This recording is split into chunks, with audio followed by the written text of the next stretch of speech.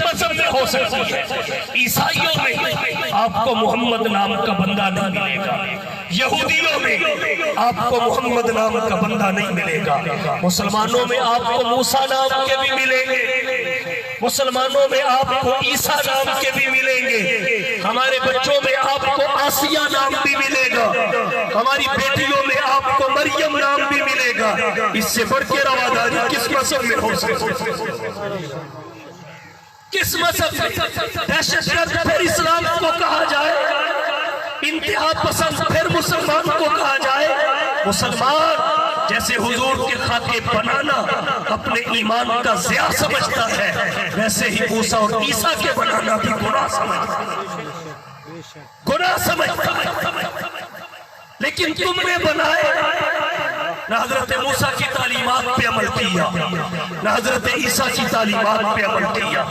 یاد رکھیے کسی بھی نبی کی توحید یہ رائے کا اظہار نہیں ہے، اظہار رائے کی آزادی نہیں ہے، یہ اربوں میں مسلمانوں کے جذبات کو مجروح کرنا ہے، یہ اربوں مسلمانوں کی دل آزاری کرنا ہے، یہ اربوں مسلمانوں کی دل شکنی کرنا ہے۔ کسی بھی نبی کی توحید کی اجازت نہ حضرت موسیٰ کی شریعت دیتی ہے، نہ حضرت عیسیٰ کی شریعت دیتی ہے، نہ محمد مصطفیٰ کی شریعت دیتی ہے، حتیٰ کہ اقوام متحدہ کے انسانی حقوق کا چارٹر بھی اس کی اجازت نہیں دیتا۔ اس کے باوجود جن دریدہ دہنوں، بد زبانوں اور بدبختوں نے یہ جسارت کی ہے، وہ فقط مسلمانوں کے مجرم نہیں ہیں، اسلام کے مجرم نہیں ہیں، یہودی مذہب کے بھی مجرم ہیں، عیسائی مذہب کے بھی مجرم ہیں، تمام مذاہب کے، تمام آسمانی کتابوں اور تعلیمات کے مجرم ہیں، وہ اقوام متحدہ کے انسانی حقوق کے چارٹر کے بھی مجرم ہیں۔ یاد رکھیے نبی کی توحید یہ اظہار رائے کی آزادی نہیں ہے، یہ جرم ہے۔ جب تک اسے جرم قرار نہیں دیا جائے گا اور عالمی سطح پہ اس کی سزا کا تعین نہیں کیا جائے گا، اس وقت تک یہ دنیا پورا عمل کا منہ نہیں دیکھ سکے۔ کیسے؟ ہولوکاسٹ پہ تبصرہ کی اجازت نہیں کہ یہودیوں کی دل آزاری، ہولوکاسٹ کی تعداد کو تحقیق و تفتیش کی نظر سے دیکھنا ممنوع اور جرم کہ یہودیوں کی دل آزاری ہوتی ہے۔ ان مسلمانوں کے سینے میں کوئی دل نہیں، ان کے جذبات مجروح ہوتے ہیں، ان کے کوئی جذبات نہیں ہوتے۔ کہتے ہیں مسلمان غصے میں آ جاتا ہے، یاد رکھیے نبی کی عزت کے لیے غصے میں آنا ہی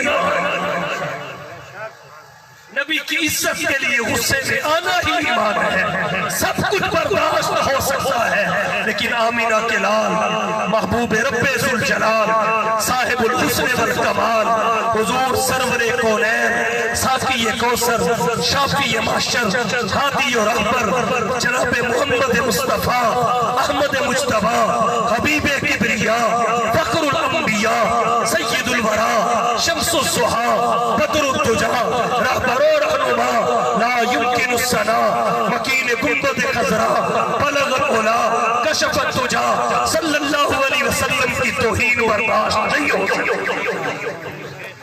تو کیسا رواداری کا مذہب؟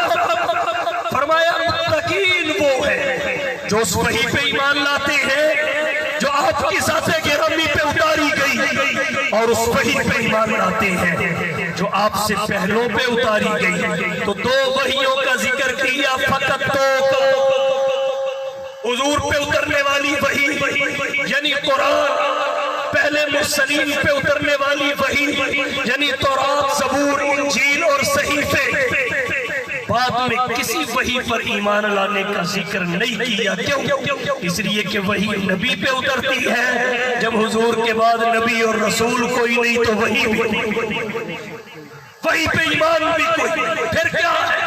وَبِالْآخِرَةِ هُمْ يُوقِنُونَ، آخرت کا ایقان ہے، کسی وحی پہ ایمان نہیں۔ اور پھر ان مومنین متقین کے لیے اللہ نے دو سندوں کا ذکر کیا، اولئک علی ھدی من ربہم واولئک ھم المفلحون، جو فقط اور پہلی کتابوں پر ایمان لائے، اس کے بعد کسی کتاب پہ ایمان نہ لائے، کیونکہ نہ کتاب ہے نہ نبی ہے، نہ کتاب ہے نہ نبی ہے۔ ان کے لیے دو سندیں اور سرٹیفکیٹ ہیں۔ نمبر 1، اولئک علی ھدی من ربہم، یہی لوگ اپنے رب کی ہدایت پہ قائم ہیں، واولئک ھم المفلحون، اور یہی لوگ کامیاب ہیں۔ یہ آیت پکار کے کہہ رہی ہے مصطفیٰ کے بعد نبوت کوئی نہیں، قرآن کے بعد وحی کوئی نہیں، اور محمد کی امت کے بعد امت کوئی نہیں، حضور کی امت کے بعد امت کوئی نہیں۔ اگر بعد میں کوئی وحی ہوتی تو یاد رکھیے جو قرآن سے پہلے وحی اتری وہ منسوخ ہو چکی ہے، غیر محفوظ، محرف ہے، بدل چکی، منسوخ ہو چکی ہے۔ من قبل کے لفظوں سے قرآن میں 31 دفعہ اس کا ذکر کیا گیا، 31 دفعہ۔ اگر بعد میں بھی نبوت اور وحی کا تصور ہوتا، کہیں تو ایک دفعہ من بعد کا لفظ آتا۔ جب منسوخ کا 31 دفعہ ذکر ہے تو جو بعد میں آنا تھی کہیں تو اس کا ذکر ہوتا۔ جب کہیں بھی نہیں تو سمجھو نبوت بھی آخری، کتاب بھی آخری، امت بھی آخری۔ اب حضور کے بعد کسی بھی قسم کی نبوت کے تصور کو قبول کرنا گناہ، حرام ہی نہیں بلکہ کفر ہے۔ جیسے رب کے بعد ربوبیت ختم، محمد مصطفیٰ کے بعد نبوت ختم۔ دوسری آیت کی طرف پڑھی، چھٹا پارہ سورۃ المائدہ، غالباً 3 نمبر آیت میں پروردگار نے فرمایا الیوم اکملت لکم دینکم واتممت علیکم نعمتی ورضیت لکم الاسلام دینا۔ آج کے دن میں نے تمہارے لیے تمہارے دین کو مکمل کر دیا۔ جب دین ہی مکمل ہے تو نبی کس لیے آئے؟ نبی 2 کاموں کے لیے آتا ہے، یا دین کی تکمیل کے لیے یا تجدید کے لیے، تکمیل کے لیے یا تنسیخ کے لیے، یوں آسان لفظوں میں کہتے ہیں۔ 2 کاموں میں سے ایک کے لیے آتا ہے، یا دین کی تکمیل کے لیے یا اسے منسوخ کرنے کے لیے کہ اس کا زمانہ ختم، اب آگے نیا آئے۔ تکمیل کے لیے یا تنسیخ کے لیے اللہ فرماتے ہیں یہ پہلے سے مکمل ہے، یہ پہلے سے مکمل ہے، اب تکمیل کے لیے تو آ کوئی نہیں سکتا۔ کیوں؟ اس لیے کہ گلاس دودھ سے مکمل بھر جائے، گلاس دودھ سے مکمل بھر جائے، کناروں تک بھرا ہوا ہے۔ اب اگر اس میں دودھ اور ڈالو گے تو پہلا ضائع ہوگا کہ نہیں؟ تو مکمل کو مکمل نہیں کیا جاتا، نامکمل کو مکمل کیا جاتا ہے۔ اور حضور کا دین پہلے مکمل ہے، اب کوئی آئے تو کس لیے آئے؟ اب دوسری غرض رہ گئی، منسوخ کرنے کے لیے آتا ہے۔ حضور کے دین کو منسوخ بھی نہیں کیا جا سکتا، کیونکہ جو برحق دین تھی وہ بھی اس دین سے منسوخ ہوئے۔ اب یہ کس کے ذریعے منسوخ ہو سکتا ہے؟ جو منسوخ کرنے آتا ہے وہ اس دین سے تگڑا ہوتا ہے جس کو اس نے منسوخ کرنا ہوتا ہے۔ اور حضور کا دین سب سے تگڑا ہے، حضور کا دین سب سے اعلیٰ ہے، حضور کا دین سب سے افضل ہے۔ اس سے بہتر بھی کوئی نہیں، اس کے برابر بھی کوئی نہیں، اسے منسوخ بھی نہیں کیا جا سکتا۔ یہاں سے بھی پتہ چلا اب نہ بعد میں کوئی دین ہے نہ صاحب دین ہے، دین بھی محمد مصطفیٰ کا، صاحب دین بھی محمد مصطفیٰ۔ یہی ختم نبوت ہے کہ جیسے ہم رب کے بعد کسی کو رب نہیں کہتے، کفر سمجھتے ہیں، محمد مصطفیٰ کے بعد کسی کو نبی نہیں کہتے، کفر سمجھتے ہیں۔ یہی ختم نبوت ہے۔ حدیث کی جانب آئیے، بخاری شریف 491 صفحہ پہ روایت ہے، عن ابی ہریرہ رضی اللہ تعالی عنہ یحدث عن النبی صلی اللہ علیہ وسلم قال كانت بنو اسرائیل تسوسهم الانبیاء كلما هلك نبی خلفه نبی وانه لا نبی بعدی وسيكون خلفاء فيكثرون۔ حضرت ابو ہریرہ کہتے ہیں حضور نے فرمایا بنی اسرائیل کی قیادت اور سیادت اور سیاست ان کے انبیاء کرتے تھے۔ کلما ہلک نبی خلفہ نبی، جب ایک نبی دنیا سے جاتا اس کی جگہ پہ دوسرا آ جاتا۔ کلما ہلک को पहले अंबिया की नबुव्वतों की तरह न समझना। अन्नहु ला नबी बादी, मेरे बाद कोई नबी नहीं। जैसे ला इलाहा इल्लल्लाह, अल्लाह के बाद कोई इलाह नहीं।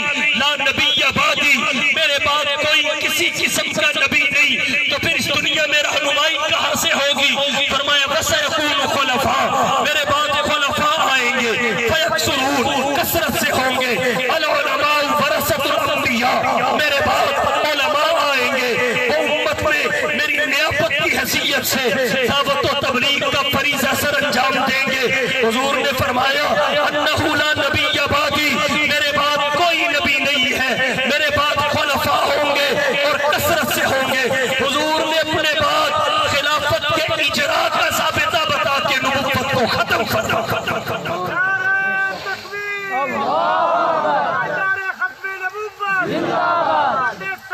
ये नकली दलाइल थे कुरान और सुन्नत से, अब अकली दलाइल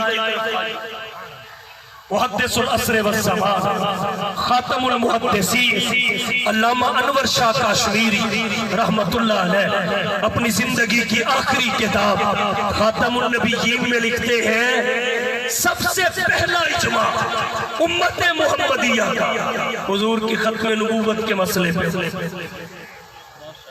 सबसे पहला इजमा इस पूरी उम्मत हुजूर की खत्म नबूवत के मसला पे। और इसकी अहमियत एक और साफियत से समझिए।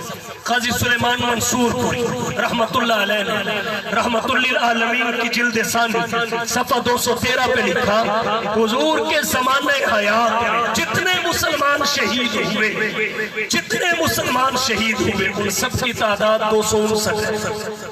और खत्म नबुव्वत के लिए मुसैलमा कज़्ज़ाब के खिलाफ यमामा के मैदान में हजरत अबू बकर सिद्दीक रज़ी अल्लाह तआला अन्हु के ज़माने खिलाफत में जो जंग लड़ी गई, फकत उस एक जंग के शुहदा मुल्ला अली कारी रहमतुल्लाह अलैह ने मिरकातुल मफाती शरह मिशकातुल मसाबी में 1200 लिखे हैं। सारे ज़माने हयाते रसूल के शुहदा 259 है और खत्म नबुव्वत की एक जंग के शुहदा 1200 है। यहाँ से पता चला सहाबाए किराम खत्म नबुव्वत के लिए जिस जज्बे के साथ लड़े, इस अकीदे की अहमियत को जिस तरह समझ के लड़े, यहाँ से पता चलता है इससे बढ़ के कुछ नहीं। अल्लाह की तौहीद तक पहुंचने का सबब भी तो यही है, अल्लाह की तौहीद की मारिफत का सबब भी यही है। अकल कहती है जैसे हर शय की एक इब्तिदा है, एक इंतहा है, बिल्कुल इसी तरह सिलसिले नबुव्वत की भी एक इब्तिदा है, एक इंतहा है। इसकी इब्तिदा आदम सफीउल्लाह से हुई, दरमियान में तसलसल चला, इंतहा मुहम्मदुर रसूलुल्लाह पे हो गई और इसी इंतहा को खत्म नबुव्वत कहते हैं। उसकी दिल से तस्दीक करने को अकीदा खत्म नबुव्वत कहते हैं। हर शय की एक इंतहा, एक अकली दलील, एक दो अकली दलील। चले दो बात खत्म करता हूँ। रबीउल अव्वल का महीना है, वगरना शायद और दलाइल पेश करता। इस महीने की मुनासिबत से मैं एक दो दलीलें पेश करता हूँ। हुजूर को अल्लाह ने जो अता सबसे आला नबुव्वत सबसे आला, उम्मत सबसे आला, किताब सबसे आला, जमात सबसे आला। अब अगली बात, हुजूर को अल्लाह ने विलादत की तारीख भी वो अता फरमाई जो सबसे यकीन विलादत की तारीख भी वो अता फरमाई जो सबसे आला। अब देखना ये है कि रबीउल अव्वल के महीने में कौन सी तारीख आई। इसके लिए हमें जांचना पड़ेगा कि अदद कौन सा आला है, अदद कौन सा आला है, आदाद में अदद कौन सा आला है। पहले आला अदद जानो, फिर जिस तारीख पे बोला जाए उस तारीख को आला जानो, और जो तारीख आला निकले वही मुस्तफा की तारीख विलादत जानो। अब आला अदद कौन सा है? तवज्जो, रियासी दानों ने एक को अदद तस्लीम नहीं किया। ये फर्द है अदद, क्योंकि फर्द वो होता है जो मुरक्कब ना हो, अदद वो होता है जो मुरक्कब और मजमुआ हो। तो अदद की इब्तिदा 2 से होती है, एक अदद नहीं है, ये फर्द है। تو دو عدد ہے اونچا ہے، مگر تین اس سے بھی اونچا ہے کیونکہ اس سے اوپر کھڑا ہے۔ عدد تین کا بھی اونچا ہے مگر چار اس سے اونچا ہے جو اس سے بھی اوپر کھڑا ہے۔ چار بھی اونچا ہے مگر پانچ اس سے بھی اونچا ہے کیونکہ اس سے اوپر کھڑا ہے۔ پانچ بھی اونچا ہے مگر چھ اس سے اونچا ہے، وہ اس کے اوپر ہے۔ سات اس کے اوپر ہے، آٹھ اس کے اوپر ہے، اور سب سے اونچا نو ہے جو سب سے اوپر ہے، اس سے اوپر کوئی نہیں۔ آپ کہیں گے 10 11 12 توجہ، عدد کی انتہا 9 پہ ہو جاتی ہے، اس کے بعد جو آتا ہے وہ وہی ہے جو 9 سے پہلے گزر چکا ہے۔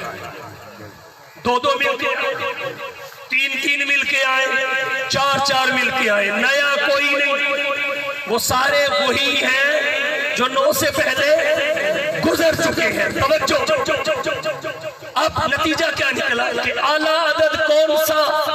9۔ اعلیٰ عدد کون سا؟ 9۔ ایک اور صافیہ سے سمجھیں، 9 میں یہ خصوصیت ہے، اس سے جو بھی ٹکراتا ہے پاش پاش ہو جاتا ہے، یہ پھر کھڑا رہتا ہے، یہ پھر باقی رہتا ہے۔ 9 کو 1 کے ساتھ ضرب دو تو نتیجہ 9۔ 9 کے ساتھ 2 کو ٹکراؤ، 2 گیا، پاش پاش، جواب 18 آیا۔ 18 میں پہلے 1 ہے پھر 8 ہے، دونوں کو ملاؤ نتیجہ پھر 9۔ 9 کو 3 کے ساتھ ضرب دو، 3 9 سے ٹکرایا، ریزہ ریزہ ہو گیا، جواب 27 آیا۔ 27 میں پہلے 2 پھر 7، دونوں کو ملاؤ نتیجہ پھر 9۔ 9 کو 4 کے ساتھ ضرب دو، جواب 36 آتا ہے۔ 36 میں پہلے 3 پھر 6، دونوں کو ملاؤ نتیجہ پھر 9۔ 9 کو 5 کے ساتھ ضرب دو، جواب 45 آتا ہے۔ پہلے 4 پھر 5، دونوں کو ملاؤ نتیجہ پھر 9۔ 9 کو 6 کے ساتھ ضرب دو، جواب 54 آتا ہے۔ 54 میں پہلے 5 پھر 4، دونوں کو ملاؤ نتیجہ پھر 9۔ 9 کو 8 کے ساتھ ضرب دو، جواب 72 آتا ہے۔ 72 میں پہلے 7 پھر 2، دونوں کو ملاؤ نتیجہ پھر 9۔ 9 کو 9 کے ساتھ ضرب دو، جواب 81 آتا ہے۔ 81 میں پہلے 8 پھر 1، دونوں کو ملاؤ نتیجہ پھر 9۔ اور 9 کے بعد تو پھر وہی 1 آتا ہے جو عدد بھی نہیں، فرد ہے، اور ویسے بھی 9 سے پہلے گزر چکا ہے۔ اگر دہائی مکمل کرنے کے لیے 10 سے بھی ضرب دے دو تو جواب 90 آتا ہے۔ 90 میں پھر 9 کھڑا ہے، 90 میں پھر 9 کھڑا ہے۔ کیا مطلب؟ اعداد میں اعلیٰ عدد 9 ہے۔ جس تاریخ پہ بولا جائے گا تاریخوں میں اعلیٰ تاریخ وہ ہوگی، اور جو تاریخوں میں اعلیٰ ہوگی وہی مصطفیٰ کی تاریخ ولادت ہوگی۔ اس لیے علماء نے لکھا مشہور تو یہ ہے حضور 12 ربیع الاول کو، لیکن حقیقت یہ ہے 9 ربیع الاول کو آئے۔ مصر کے معروف ہیں عطار اور فلکیات کے ماہر محمود پاشا فلکی نے یہ ریاضی کے اصول و ضوابط کو سامنے رکھ کے تحقیق کی تو کہا تحقیق کس بات کو پہنچتی ہے حضور 9 ربیع الاول کو۔ اور ایک بڑی مضبوط دلیل جو فلکیات کے ماہرین نے ہے عدانوں نے ذکر کی وہ یہ کہتے ہیں اتنی بات تو سب مانتے ہیں نا پیر کے دن،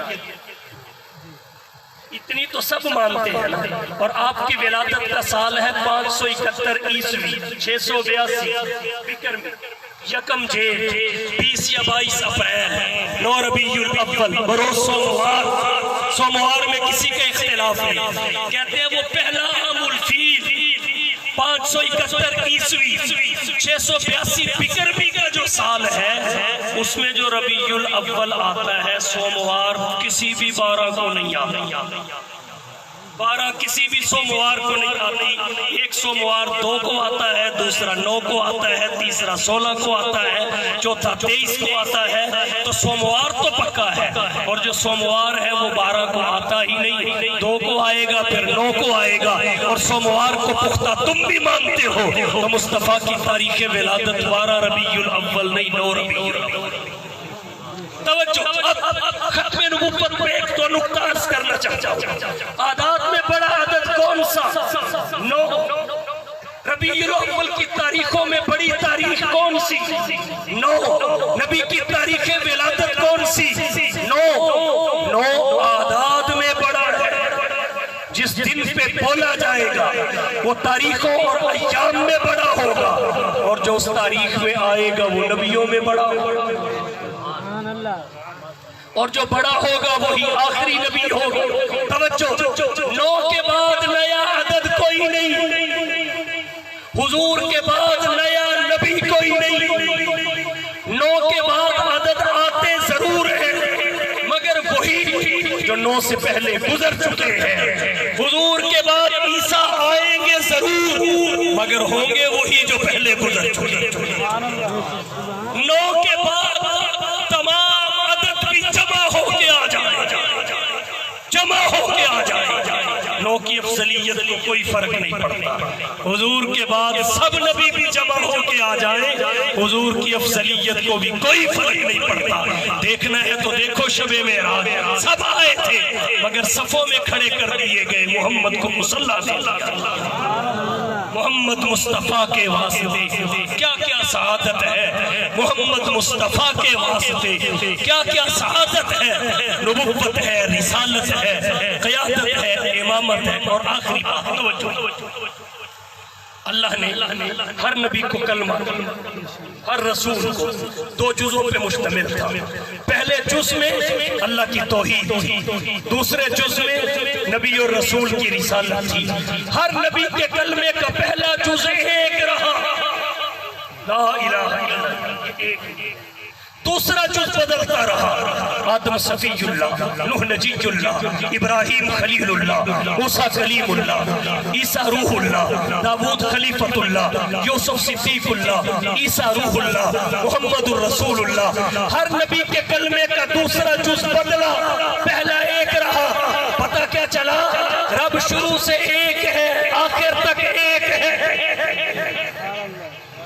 اول سے آخر تک ایک ہے۔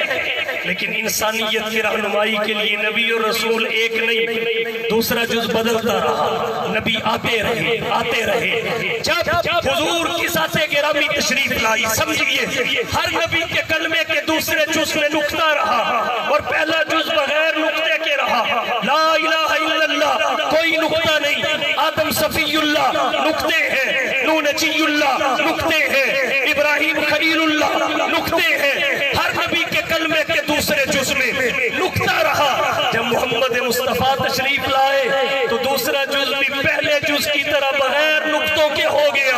لا الہ الا اللہ میں بھی کوئی نقطہ نہیں، محمد الرسول اللہ میں بھی کوئی نقطہ نہیں، پہلے سے لا الہ میں نقطہ نہیں تھا، جس کا مطلب یہ تھا اللہ کے بعد رب کوئی نہیں۔ اب محمد کے کلمے کے دوسرے جز میں بھی نقطہ کوئی نہیں، اس کا مطلب بھی یہ ہوا محمد کے بعد نبی کوئی نہیں۔ رب پر ربوبیت کا دروازہ بند، محمد مصطفیٰ پہ نبوت کا دروازہ بند۔ اسی کو دل سے ماننا، حق اور سچ جاننا عقیدہ ختم نبوت کہلاتا ہے، اور اس کی بڑی برکتیں ہیں۔ ہمیں جو دعوت و تبلیغ کا فریضہ عطا ہوا، یہ ختم نبوت کا فیضان ہے۔ حضور پر اترنے والی کتاب محفوظ رہی، پہلے نبی اور رسولوں کی محفوظ نہیں، یہ ختم نبوت کا فیضان ہے۔ حضور کی حدیث، سیرت اور تاریخ محفوظ رہی، یہ ختم نبوت کا فیضان ہے۔ صحابہ جیسی آئیڈیل جماعت اس معاشرے کو نمونے کے طور پہ ملی، یہ ختم نبوت کا فیضان ہے۔ ہم تو پہلی امتوں کے گناہوں سے واقف ہیں، وہ ہمارے گناہوں سے واقف نہ ہو سکیں گی، یہ ختم نبوت کا فیضان ہے، کیونکہ یہ آخری امت ہے۔ ہماری امت کا برسخ تمام امتوں کے برسخ سے قلیل ہے، ان کا طویل ہے، یہ ختم نبوت کا فیضان ہے۔ تو حضور کی ختم نبوت یہی برکت کی وجہ ہے، یہی برکت کا سبب ہے، اسی میں دین کی حفاظت ہے۔ تو آئیے اپنے اکابرین کے نقش قدم پہ چلتے ہوئے حضور کی ختم نبوت کے تحفظ کے لیے اپنی تمام علمی صلاحیتوں کو بروئے کار لائیں۔